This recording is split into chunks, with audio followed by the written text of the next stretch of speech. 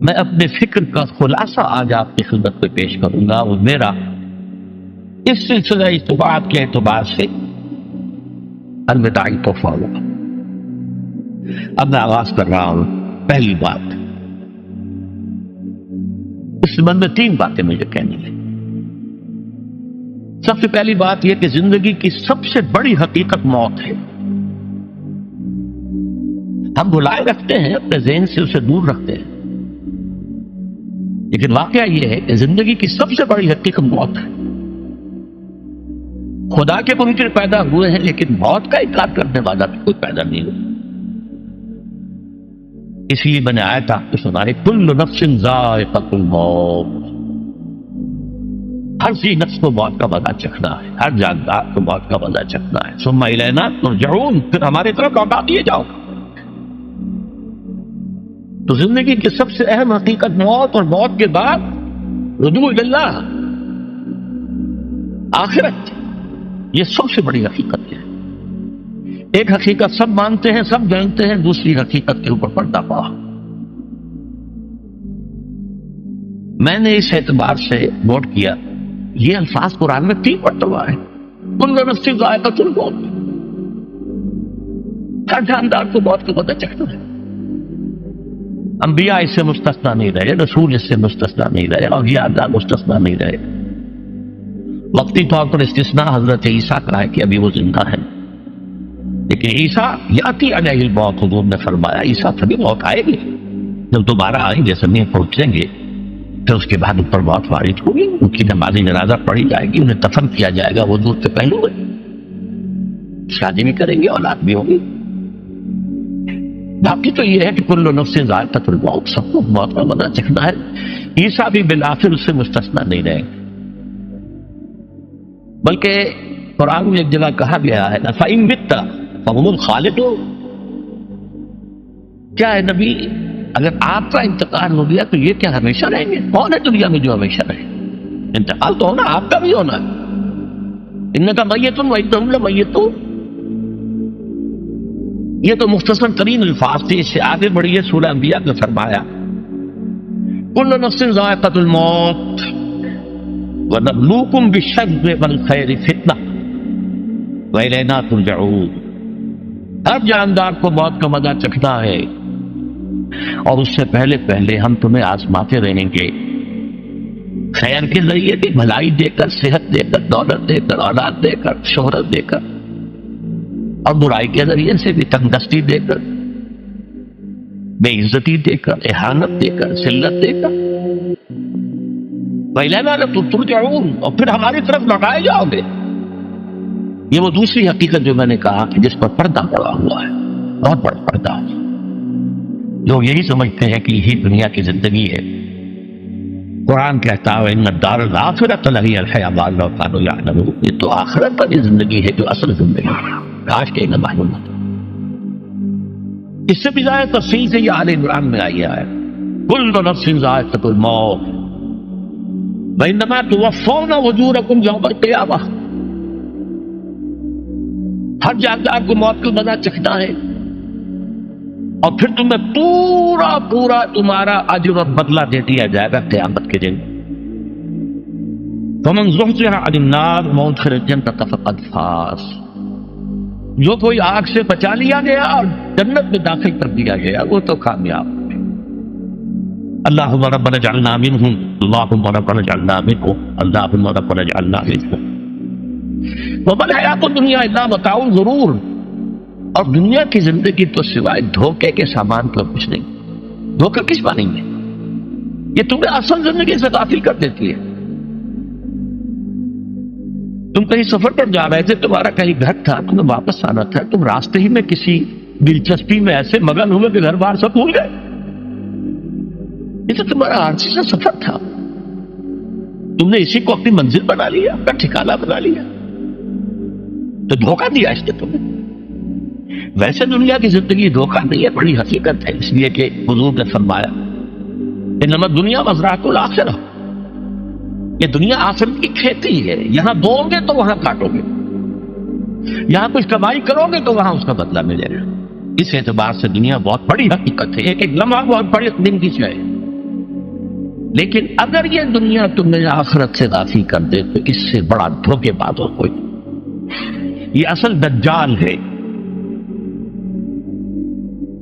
میں نے تقریباً 60 برس کی عمر کو جب میں پہنچا تھا تو موت کا انتظار شروع کر دیا تھا. میرے قریبی احباب کو معلوم ہے، میں کہتا رہا، یہ بھی کہتا رہا کہ بھائی میں اپنے حصے کا کام کر چکا. جتنی صلاحیت اللہ نے دی تھی، جتنی بھی میرے اندر استعداد تھی، میں اس کو بھرپور طریقے پر استعمال کروں گا. دم واپسی برسر راہ ہے عزیز و اب اللہ ہی اللہ ہے. یہ میرا معاملہ رہا ہے 60 برس کی عمر سے. اس کے بعد اللہ نے مزید 14 برس دیے ہیں. یہ نافلۃ اللہ کے درجے میں میں کہتا ہوں، جس کا اللہ کا اگلا خصوصی ہے، نفل ہے. ہمیشہ کہتا رہا مصنون زندگی تو 61 برس ہے ہمارے حساب سے. علامہ اقبال کے بارے میں سنا ہے کہ رویا کرتے تھے کہ میری عمر حضور کی عمر سے زیادہ نہ ہو. وہ 6 مہینے کم ہی رہی ہے حضور کی عمر سے. جو حضور کی عمر تھی وہی حضرت ابو بکر کی، وہی حضرت عمر کی، وہی حضرت علی کی. ہاں حضرت عثمان 82 برس کی عمر ہے ماشاءاللہ. تو یہاں پہ مجددین میں سے وہی عمر حضرت شیخ احمد سرندی کی، وہی شاہ ولی اللہ دہلوی کی. ہاں شیخ عبدالحق محدث دہلوی رحمۃ اللہ علیہ 82 برس کی عمر.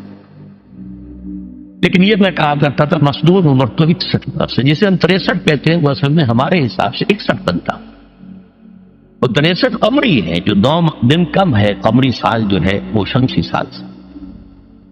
بہرحال میں اس وقت سے منتظر تھا، لیکن جو بھی وقت اللہ نے دیا ہے اللہ کا شکر ہے وہ مفید کاموں میں لگا ہے. ان میں خاص طور پر میں سمجھتا ہوں کہ اللہ کا مجھ پر سب سے بڑا احسان، اور مجھے پر نہیں، بہت بڑے پیمانے پر لوگوں پر جو احسان ہوا ہے وہ میرا 1998 کا دورہ ترجمہ قرآن ہے جو کراچی میں ہوا تھا. 1998 کے مارچ میں میرا بڑا آپریشن ہوا، دونوں گھٹنے تبدیل کیے گئے. لیکن 98 کے آخر میں، حالانکہ میں چل نہیں سکتا تھا، کراچی میں مسجد جو ہے اونچی ہے، دوسری منزل پر ہے، تو خاص ریمپ بنایا گیا جس کے ذریعے میں ویل چیئر پر مجھے لے جایا جاتا تھا. میں وہ کر لیا. اس درس کی گزشتہ چند سالوں سے پوری دنیا میں جو گونج ہوئی ہے اللہ کے فضل و کرم سے، اللہ کا کوئی حکمت خداوندی اس کے ساتھ وابستہ ہے. اس میں میرے کسی کام کو دخل نہیں ہے، میری کسی کوشش کو دخل نہیں ہے. میں نے تو جو درس میں دیتا آ رہا تھا سن 85 سے دورہ ترجمہ قرآن، البتہ یہ کہ یہ بات ضرور ہے کہ میں نے محسوس کیا تھا کہ سن 98 کے اس درس میں دورہ ترجمہ قرآن سے مجھے خصوصی انشراح حاصل. میری ساری گفتگو کا حاصل کیا ہے؟ دیکھیے، نظریاتی تحریکوں کا تعلق اشخاص سے نہیں ہوتا. ٹھیک ہے، کوئی اس کا داعی ہوتا ہے، کوئی اس کا مؤسس ہو جاتا ہے، کوئی اس کا آغاز کرنے والا ہوتا ہے، لیکن نظریاتی تحریک افراد سے وابستہ نہیں. افراد آتے چلے جاتے ہیں اپنا حصے کا کام کر کے، جس کو جتنا مقدر ہے، جس کی جتنی اللہ تعالیٰ کی طرف سے توفیق ہے وہ اپنا کام کرے گا، چلا جائے گا. یہ چمن یوں ہی رہے گا اور ہزاروں جانور اپنی اپنی بولیاں سب بول کر ہو جائیں گے. مبارک ہے وہ لوگ جنہیں قرآن کی بولی بولنا نصیب ہو جائے. مجھے وہ مان ہے، اللہ کا فضل ہے کہ میں ان میں سے ہوں. میں نے قرآن کی بولی بولی ہے، اور قرآن مجید کو جیسا کہ وہ ہے ایز اٹ از، اپنے کو مظلومہ خیالات، اپنے کوئی ذہن سے زائدہ نظریات کو میں نے اس میں دخل نہیں کی. اسے انگریزی میں آپ آبجیکٹیولی کہتے ہیں، خالص معلومی طور پر قرآن کو پڑھا، قرآن کو قرآن سے سمجھائے، یا پھر سیرت رسول سے سمجھائے. میں لفظ سنت کی بجائے سیرت استعمال کر رہا. قرآن مجسم حضور تھے صلی اللہ علیہ وسلم، اور حضور کی سیرت اور حیات جو ہے وہ قرآن مجید کی اصل تفسیر ہے. یہ حقیقت بھی بہت کم لوگوں کے علم ہے. وہ احادیث کا نام تو لیتے ہیں، احادیث بھی ہیں، سیرت بھی تو احادیث ہی سے میں ملتی ہے، لیکن میں خاص طور پر سنت یا حدیث کی بجائے سیرت کر سکتا. قرآن کی 2 سورسز ہیں، قرآن خود اور سیرت رسول صلی اللہ علیہ وسلم. بہرحال انشاءاللہ العزیز یہ کام بڑھے گا، چلے گا. یہ میں ابھی بات میں بحث کروں. دوسری بات جو میں نے آیت پڑھی آپ کو، وَمَن نُعَمِّرْهُ نُنَقِّصْهُ فِي الْخَلْقِ أَفَلَا يَعْقِلُونَ. بہت بڑی حقیقت زندگی کی یہ بھی ہے، اس کی آپ عمر زیادہ کر دیتے ہیں، اس کی خلقی صلاحیتوں میں کمی کر دیتے ہیں۔ موٹی بات ہے، بڑھاپا آئے گا، ہمیشہ کی مانی ہوئی بات ہے۔ اگرچہ جوانی میں آدمی بڑھاپے کا تصور نہیں کرتا، لیکن بڑھاپا آنا ہے، یہ بھی ایک حقیقت ہے موت کی طرح۔ غالب نے کہا تھا مزمحل ہو گئے قوائے غالب، اب عناصر باعتدال کہاں۔ ایک صاحب نے مجھے شعر سنایا تھا، ابراہیم صاحب سے ٹونک کے رہنے کا، ذوق پیری پڑ گیا جوش جوانی گھٹ گیا، اب عصا بنوائیے نخلے تمنا کاٹ کر، یہ تمنائیں جو ہے طول العمر نے کاٹو، اب کئی جوانی امنگوں والا دور گیا، اور یہ جو تمناؤں کا پودا ہے اس میں سے لکڑی لے کر عصائے پیری بنوا لیجیے، اب بڑھاپے کے لیے ایک عصا نکالے۔ بڑا پیارا شعر ہے، ذوق پیری بڑھ گیا جوش جوانی گھٹ گیا، اب عصا بنوائیے نخل تمنا کاٹ۔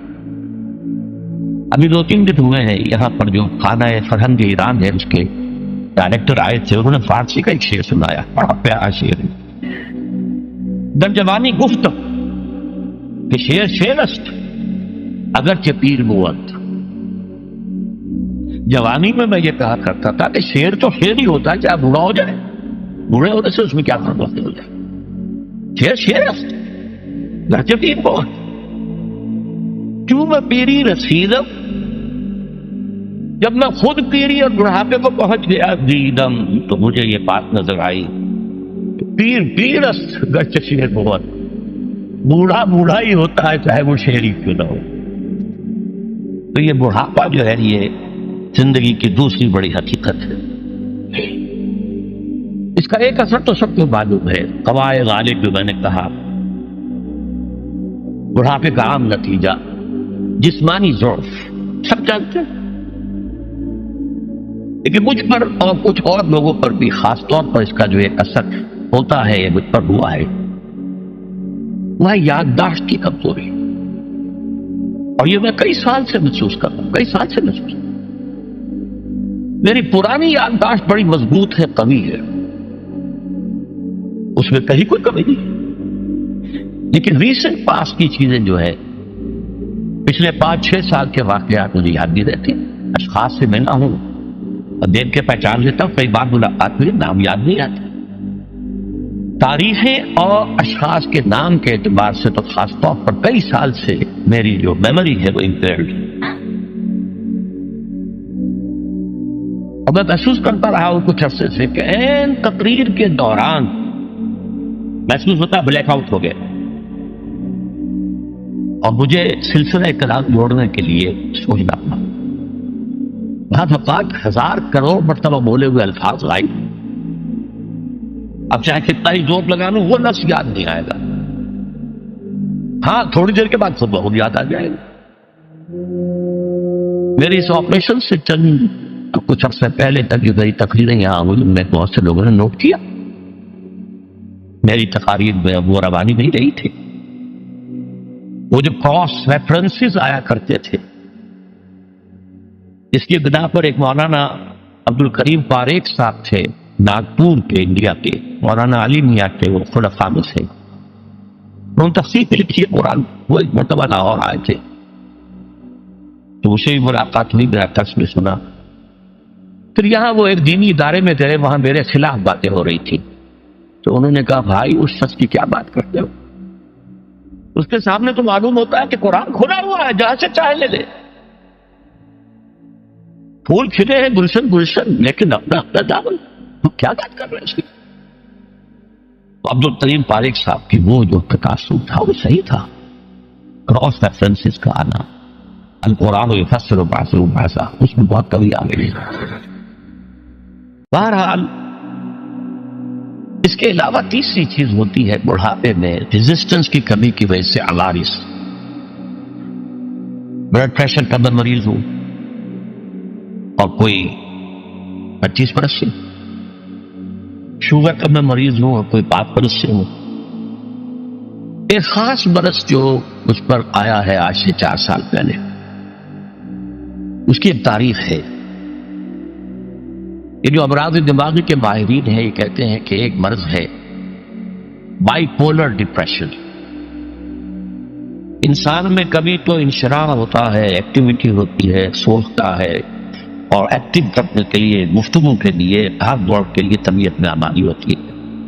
کبھی وہ بجھ سا جاتا ہے، کبھی وہ حرکت کرنے کو جی نہیں چاہتا، پڑا رہے کسی کونے میں، سو جائے. تو یہ بائی پولر معاملہ کہلاتا ہے، یہ ویو چلتی ہے. اچھا یہ ہے ہر انسان میں، جسے ہم عام طور پر کہتے ہیں موڈ آف ہے. بھائی میرا مجھ سے باتیں، یہ موڈ کا آف ہو جانا، آن ہو جانا، یہ عام آدمی میں بھی ہوتا ہے. لیکن جو اللہ کے کسی فضل و کرم سے زیادہ ذہین ہو، زیادہ حساس ہو، ان میں پھر یہ جو ویو ہے یہ زیادہ اونچائی زیادہ نیچائی، زیادہ اونچائی زیادہ نیچائی، اور اس کو پھر ہم کہتے ہیں مرض بائی پولر. یہ ہمارا خاندانی مرض ہے. والد صاحب کا تھا تو تھا، بڑے بھائی اظہار احمد صاحب کو ہوا، میری بڑی ہمشیرہ کو ہوا. عام طور پر اس کی عمر ہوتی ہے اور ہوتی تھی 3 تجربے مجھے ہیں. والد صاحب کو 13 برس میں نے اٹینڈ کیا ہے اس بیماری میں، سن 52 سے 65 تک جب کہ ان کا انتقال ہوا. یہ عام طور پر شروع ہوتا ہے 50 برس کے لگ بھگ. میری عمر جب 50 برس کے لگ بھگ ہوئی تو مجھے کئی مرتبہ محسوس ہوا کہ میری تقریر کے دوران سوئچ آف ہوتا ہے. ایک مرتبہ سن 70 میں میری یادداشت کئی گھنٹوں کے لیے بالکل ضائع. اس کا میں نے تذکرہ کیا ہوا، میری کتاب ہے حساب کم و بیش، جو کیفیت من پر گزری تھی، جس کرب کے عالم میں وہ چند گھنٹے پر گزرے تھے، میں انہیں الفاظ میں بیان نہیں کر سکتا. آپ بھی خراب ہے، نہ ابتدا کی خبر ہے نہ انتہا معلوم، کچھ بھی نہیں. میں جب 50 برس کا ہوا اور یہ 2-1 مرتبہ مجھے جھٹکے لگے مسجد سبن آباد کے اندر، تو میں نے ڈاکٹر رشید چودھری صاحب سے، وہ میرے والد صاحب کی بیماری رہے تھے، میں نے ان سے کہا کہ یہ ڈینجر زون میں داخل ہو گیا. ان کا نہیں، آپ کو یہ نہیں ہوگا، اس لیے کہ آپ اللہ کے کتاب کی خدمت کر رہے ہیں. تو ان کی یہ بات پارشلی ٹروتھ نکلی کہ 70 برس کی عمر میں مجھ پر یہ 20 برس اللہ تعالیٰ نے مجھے اس میں ایک بونس دے دیا. 70 برس میں ظہور ہوا. اس کا ایکسائٹنگ کاز بنا ہے افغانستان میں جو حادثہ ہوا طالبان کے ساتھ. اتنا صدمہ مجھے تھا، ایک دم بیٹھ گیا، ایک دم بیٹھ گیا. یہ چیز جو ہے ابھی کنٹینیو کر رہی ہے بائی پولر، اس کے لیے میں دوا بھی لے رہا ہوں. البتہ اس معاملے میں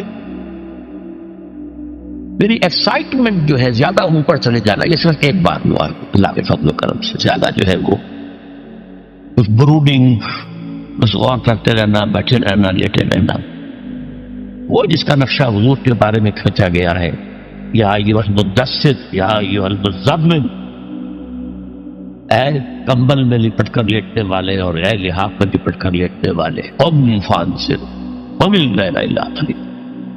وہ ایک کیفیت ہوتی ہے. اور سورۃ الانشراح اور سورۃ الضحیٰ کی جو تفسیر مولانا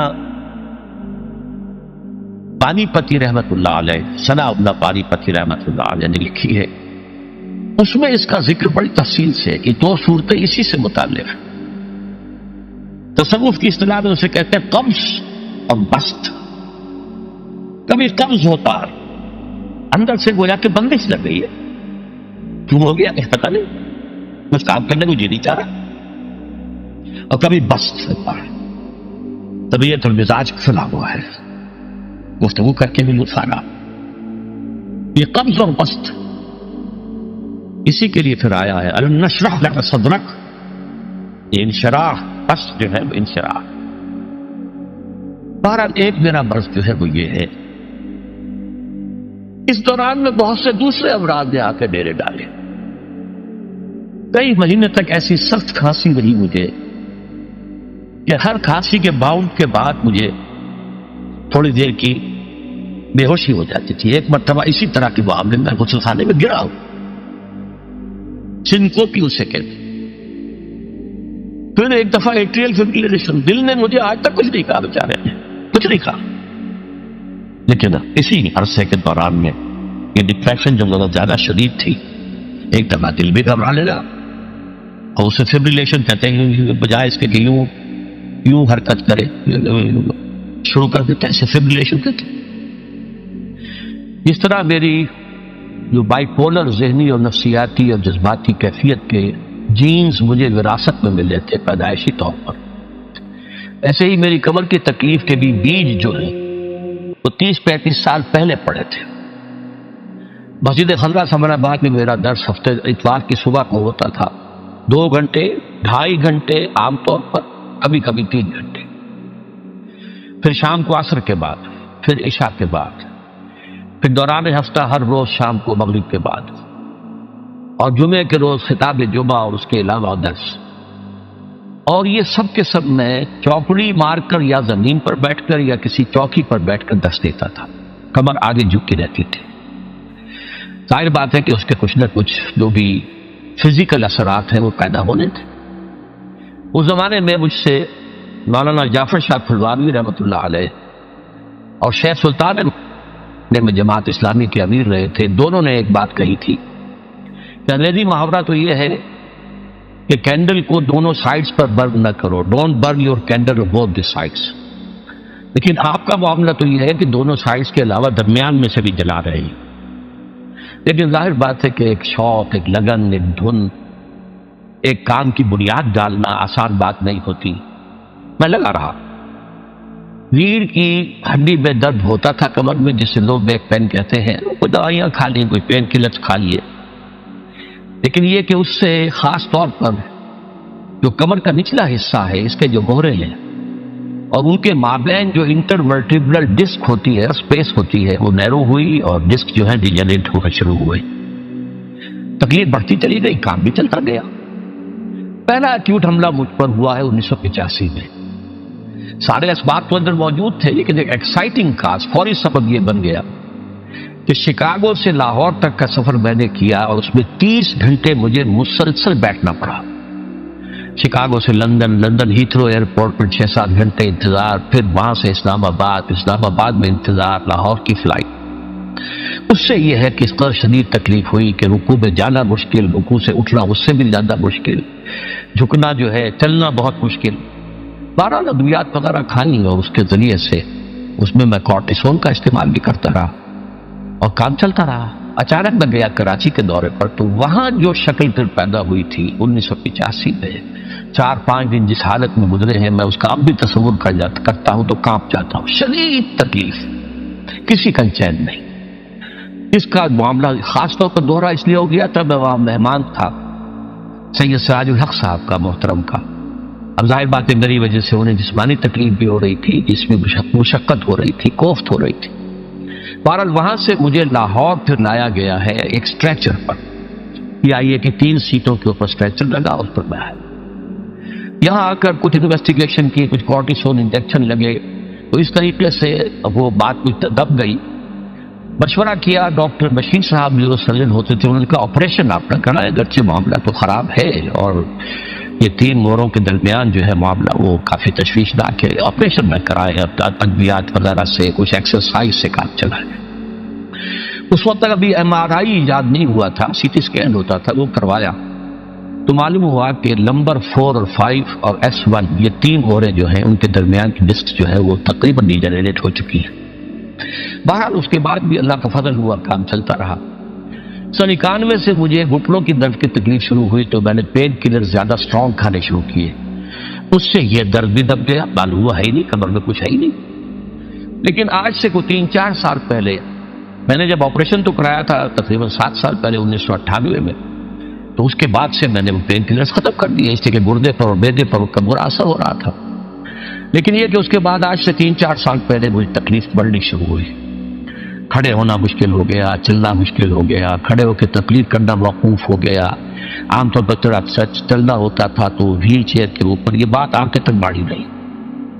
سن 5 کے آغاز میں تکلیف جو ہے یہ زیادہ بڑھی، تو پھر MRI کرایا گیا، اس سے معلوم ہوا کہ اب 3 نہیں 4 موریں انوالوڈ ہیں، L3 L4 L5 S1 اور صورتحال بہت تشویشناک ہے. آپریشن جو ہے وہ لازمی ہے، لیکن کچھ خوف تھا آپریشن کا، کچھ لوگ بھی ڈراتے تھے.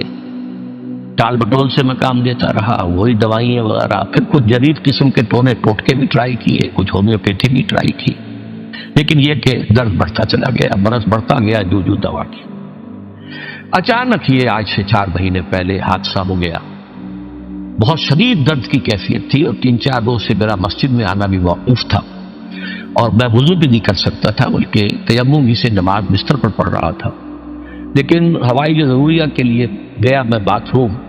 وہاں میں کھڑا ہی تھا ابھی کہ میرا بایاں گھٹنا ایک دم بیٹھ گیا، بینڈ ہو گیا اور میں گر گیا پیچھے. اس کا مطلب کیا ہوا کہ یا تو کوئی جو ہے وہ پیرالائسس ہو گیا ہے یا کوئی اور اس قسم کا حادثہ ہو گیا ہے. تو اب یہ ایمرجنسی کی پوزیشن بن گئی اور جو آپریشن ہے وہ فوری طور پر لازمی ہو گیا. یہ آپریشن ہے میرا جو 19 نومبر کو سرجی میڈ ہاسپٹل میں ہوا اور ڈاکٹر عامر عزیز صاحب نے کیا. ان کا تھوڑا سا تعارف یہ ہے کہ یہ میرے بیٹے ڈاکٹر عارف رشید کے کلاس فیلو ہیں.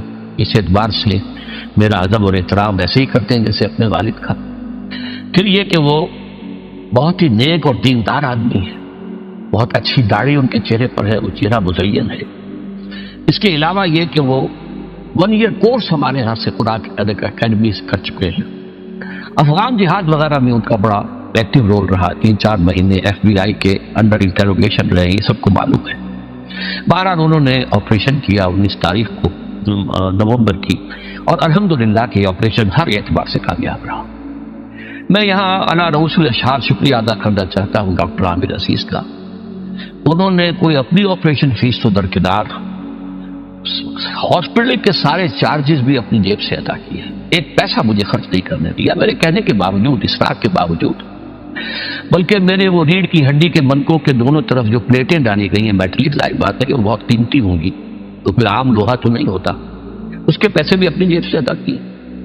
زیادہ سے زیادہ جو ہے وہ جو ایڈیشنل دوائیوں کی ضرورت ہوتی تھی وہ ہم بازار سے منگاتے تھے. ہمارا خرچ اس پر ہوا ہے، ورنہ ایک پیسہ انہوں نے خرچ نہیں ہونے دیا.